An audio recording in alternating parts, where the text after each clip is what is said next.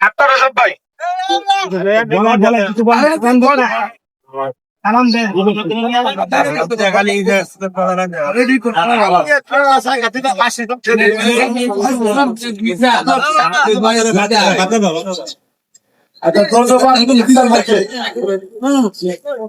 এরপর আমাদের বক্তৃতা দিয়েছেন পৌরসভা সাবেক সংগ্রামী সাধারণ সম্পাদক মাসুদ ভাই।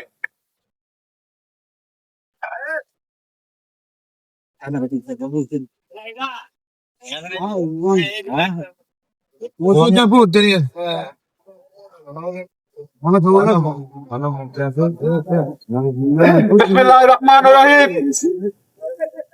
আজ স্বৈরাচার ফ্যাসিস্ট শেখ হাসিনার হাজার রায়ের দিন।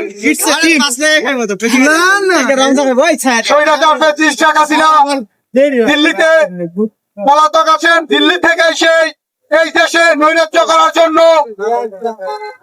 তার পাতাটা গুন্ডা বাহিনী, ছাত্রলীগ, যুবলীগ, স্বেচ্ছাসেবক লীগকে নির্দেশনা দিয়েছেন দেশে একটা নৈরাজ্য সৃষ্টি করার জন্য। কিন্তু আমরা স্পষ্ট ভাবে বলে দিতে চাই, আগামী দিনে রূপগঞ্জের সাংসদ মুস্তাফিজুর রহমান দীপু ভাইয়ের নির্দেশে কারবা পৌর বিএনপি সাবেক সদস্য সচিব জাকির হোসেন রিপোর্ট ভাইয়ের নেতৃত্বে, কারবা পৌর বিএনপি সিনিয়র সভাপতি হাফিজ ভাইয়ের নেতৃত্বে আমরা রাজপথে আছি। আমরা উত্তালী গুন্ডা লীগের কোন সন্ত্রাসীকে কারবা পৌরসভাতে নৈরাজ্য করতে দিব না। হুঁশিয়ার হয়ে যাও, সাবধান হয়ে যাও, তোমাদের দিন শেষ।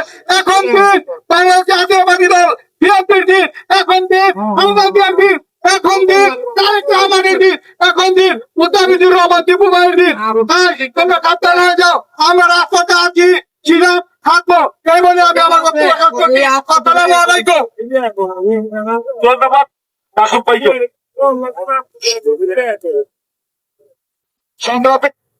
সংগ্রামী সাথী বন্ধুগণ,